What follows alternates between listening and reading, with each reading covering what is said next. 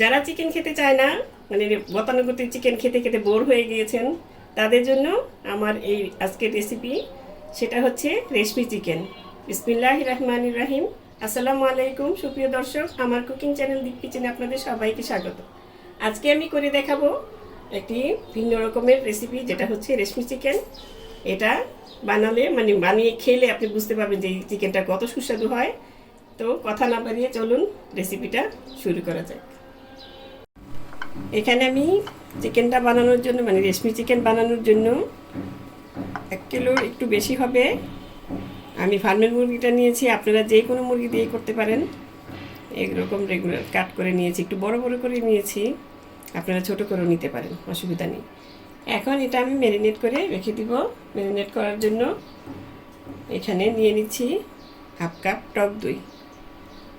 এটা পানি ঝরিয়েও নিতে পারেন, না ঝরিয়েও দিলে অসুবিধা নাই, কারণ টক দইটা যখন প্রথম আসে প্যাকেটটা, মানে বক্সটা, তখন উপরে কিন্তু পানি ঝরানোই থাকে, মানে কী বলবো, পানিটা থাকে না, সেই জন্য।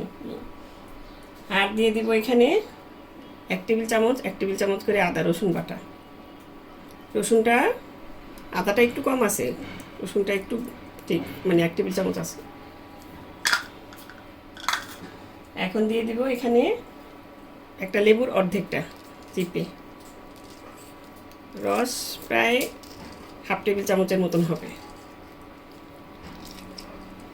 মানে মিডিয়াম সাইজের একটা লেবু চিপে অর্ধেকটা দিয়ে দিবেন। আপনি বেশি যদি বানান 1 কিলোর চাইতে, তাহলে আবার একটু বেশি দিবেন। এখন দিয়ে দিব এখানে স্বাদ মতো লবণ। আমি 1/2 টেবিল চামচ দিলাম, পরে লাগলে আরও দিয়ে দিব। আর এখানে দিচ্ছি মশলার মধ্যে 1/2 টেবিল চামচ আপনার লাল মরিচ গুঁড়া, এক চা চামচ ধনিয়ার গুঁড়া, 1/2 চা চামচ হলুদ গুঁড়া, আর 1 চা চামচ জিরার গুঁড়া। আর দিয়ে দিব এখানে 1/2 চা চামচ গরম মশলার গুঁড়া। এখন দিয়ে এগুলো ভালো মতন মিশিয়ে নিতে হবে হাত দিয়েই। এই মাখানোটা হাত দিয়েই মাখাবেন, তাহলে ভালো হবে। এটা মেখে তারপরে আপনি মানে কমপক্ষে 15 মিনিট 20 মিনিট রেখে দেবেন। আর যদি হাতে সময় থাকে তাহলে 1 ঘন্টা 2 ঘন্টাও রাখতে পারেন, সেটা আরও ভালো হয়। আমি এখন 1 ঘন্টার জন্য রেখে দেবো। এটা মেখে ভালো মতন মাখিয়ে নিতে হবে হাত দিয়ে।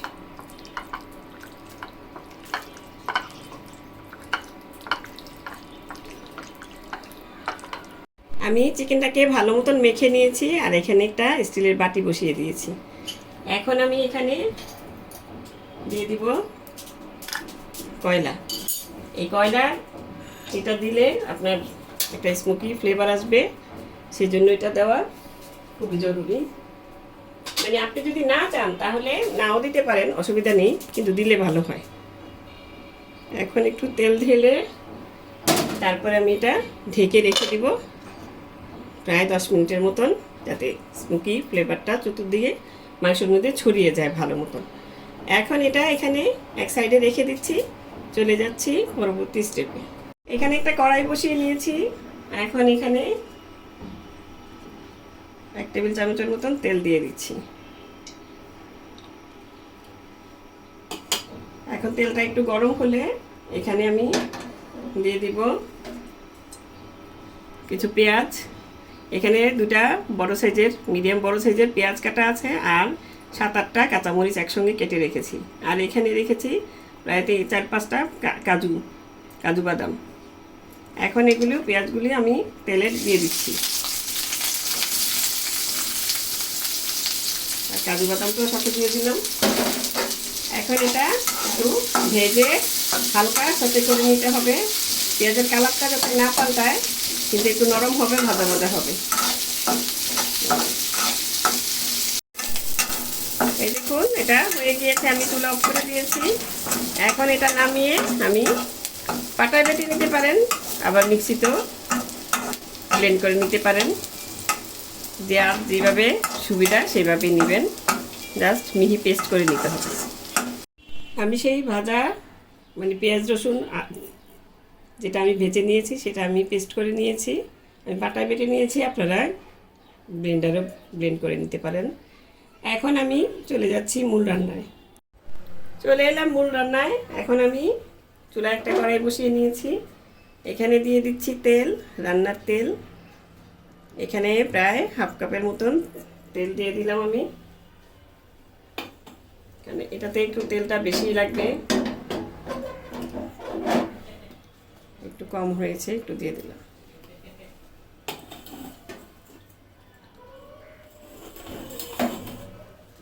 এখন তেলটা গরম, চুলাটা ধরিয়ে দিলাম। তেলটা গরম হলে আমি এখানে দিয়ে দিব কিছু আস্ত গরম মশলা। এখানে আছে 4টা 5টা সাদা এলাচ, 3-4টা লবঙ্গ, 3-4 টুকরা দারচিনি আর 8-10টা গোলমরিচ, এগুলি দিয়ে দিলাম।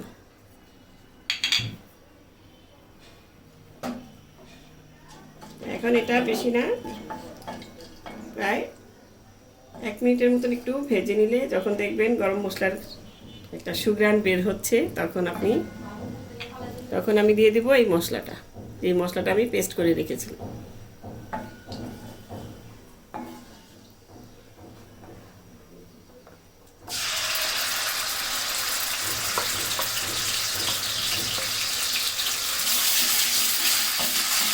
মশলাটা দিয়ে চুলার আঁচটা কমিয়ে দিবেন, যাতে করে মশলাটা ছিটে না আসে, যাতে আপনার শরীরেও ছিটা না পড়ে, আবার মশলাটা আস্তে আস্তে নিচে লেগে যেতে পারে। এই জন্য চুলার আঁচটা কমিয়ে দিবেন। যেহেতু কাজু বাদাম আছে এখানে, এটা দিয়ে প্রায় 5-6 মিনিটের মতন মশলাটা ভালো মতন ভুনে নেবেন। এই জন্য চুলার আঁচটা কমিয়ে দিতে হবে। ভালো মতন মশলাটা 4-5 মিনিট তেলের মধ্যে ভেজে তারপরে এখানে যে বাটিতে আমি রেখেছিলাম মশলাটা, সেই বাটিটা ধুয়ে হাফ কাপের মতন পানি দিয়ে আবারও কষিয়ে নিব। পাশে রেখে দিলাম পানিটা। এখন আমি এটা নেড়ে চেড়ে, এটা এখন ঢাকনা দিব না, এখন শুধু নেড়ে চেড়ে কষিয়ে নিতে হবে প্রায় 4-5 মিনিটের মতন।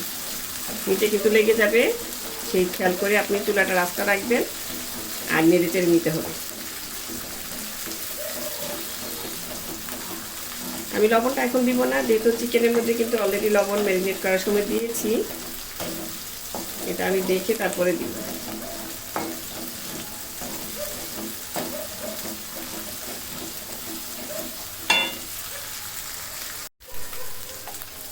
প্রায় 5 মিনিট পর এই যে পানিটা দিয়ে দিলাম।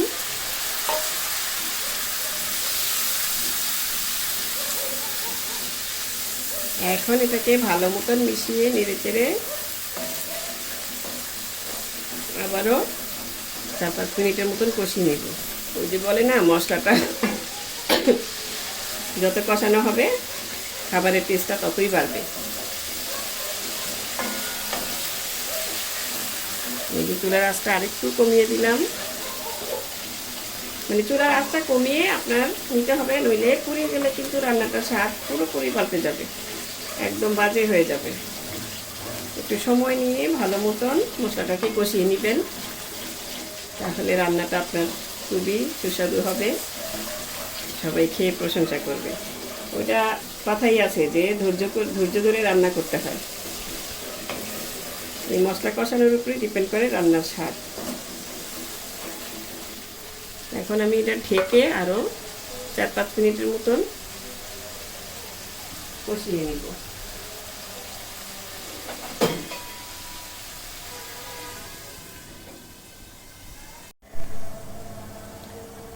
এই যে এখন আমি প্রায় 5 মিনিটের মতন পরে ফিরে এলাম।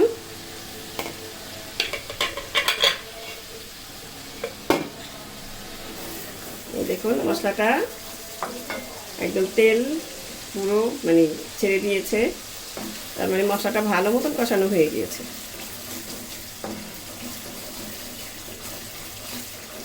চিকেন তো অনেকভাবেই খেয়েছেন, এই যে অনেক সময় এখন চিকেন রান্না করলে হয় কি, বাসায় অনেকেই বলে যে খেতে ইচ্ছে করে না, ভালো লাগে না, আর ব্রয়লার চিকেন তো খেতেই চায় না।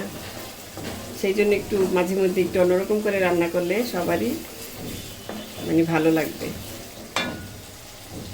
এখন এই ম্যারিনেট করা চিকেনটা আমি দিয়ে দিচ্ছি। আমি প্রায় 1 ঘন্টার চেয়েও বেশি ছিল। এখন আস্তে আস্তে চিকেনটা ঢেলে দিতে হবে।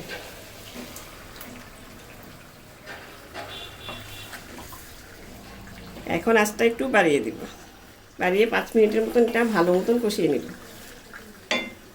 তার আগে ম্যারিনেট করা মশলাগুলো দিয়ে দিচ্ছি। বাটিতে লেগে আছে।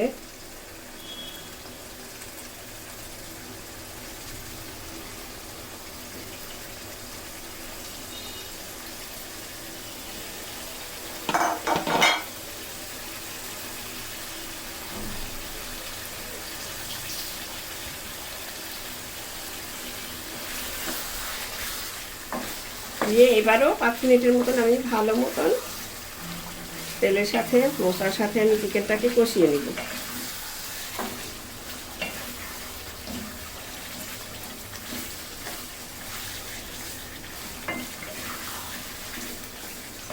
এটাও ঢাকনা না দিয়েই কষাতে হবে।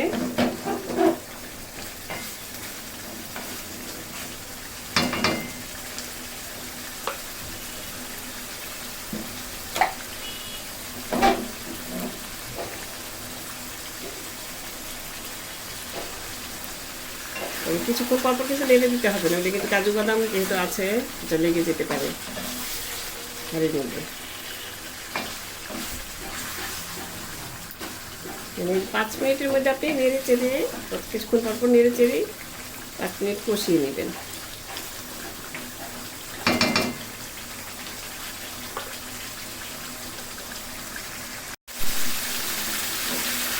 দেখুন প্রায় 5 মিনিটের মতন হয়ে গিয়েছে।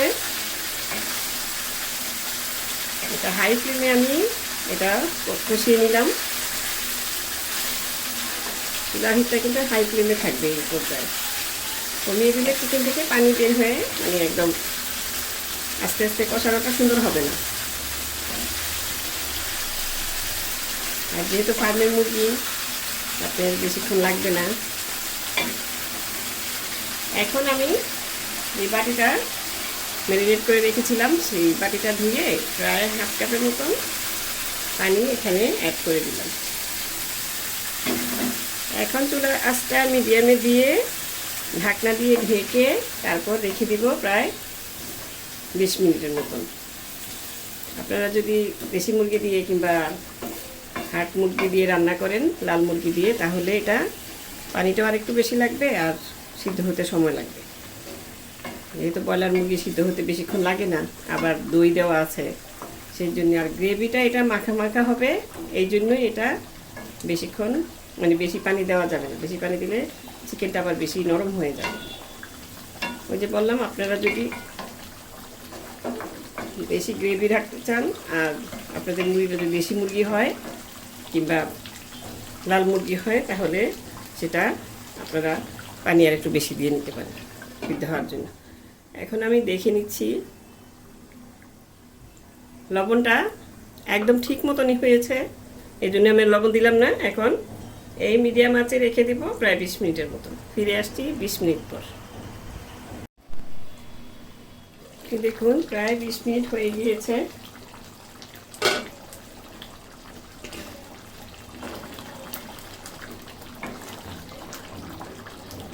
গ্রেভিটা আমি একটু বেশি ঠিক করব না, যেহেতু বাসায় আমার মানে কি বলবো, গ্রেভিটাই বেশি পছন্দ করে। এখন এখানে চুলাটা একটু আঁচটা কমিয়ে দিব, দিয়ে এখানে এই যে ফ্রেশ ক্রিম, আমি দুধের সরটাকে ব্লেন্ড করে নিয়েছি। আপনারা যে কোনো ডানো ক্রিম, নেসলে ক্রিম জাতীয় ক্রিম আছে না, সেগুলিও দিতে পারেন। এখানে আমি প্রায় 1/3 কাপের মতন আছে, এটা এখন দিয়ে দিব।